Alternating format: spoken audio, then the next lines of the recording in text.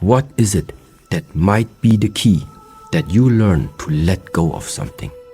And this letting go is of course going to be uncomfortable. Why? Because it is something that no one normally in our school systems, you don't find the subject how to let go. You find the subject how to get more. And so that means in that moment when people are getting confronted the first time with this type of teachings, it's uncomfortable. And so someone is always confronted between here, then he's brought down. Then he gets methods how he will build himself up again. Then he gets smashed down again. And so it continues. Every time when we as humans feel something is lacking, the answer is just consume more, which means just go out and look where are you going to find something that is going to fill up that gap, to fill up that hole that you are feeling. That is the approach that we have outside.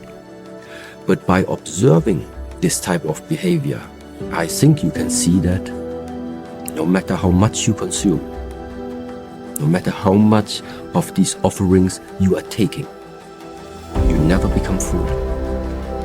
It's always only a question of time until your new desire starts to arise. It always just fills that small gap, that small hole for a short moment.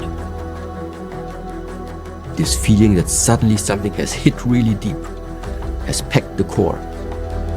This is the essence of what we call the Zen teachings, the Chan teachings, where the Shaolin Temple belongs into.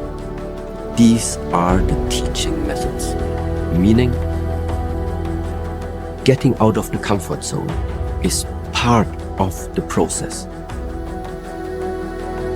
If I realize somebody already starts to feel like very confident again, very bright, then I know, okay, it's time to shut him down again. So someone is always confronted between here, then he's brought down.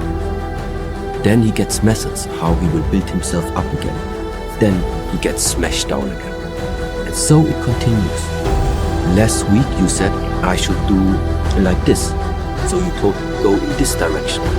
Today I'm asking you the same question, but you are telling me I should go in that direction. Yes. 3 weeks after, now you tell me 3 different things. This direction, that direction, and then once again you're telling me in this direction. It is for you to figure out yourself after you have wandered the different extremes that are existing. First I push you in that direction, then you walk. Then I tell you other direction, then you walk there. Then maybe we change again, then you walk back there. Until you realize it's not here and it's not here. It's all of them. That's possible. Discovering what type of a person you are, what type of character you are, and just to reset yourself for whatever is going to come afterwards.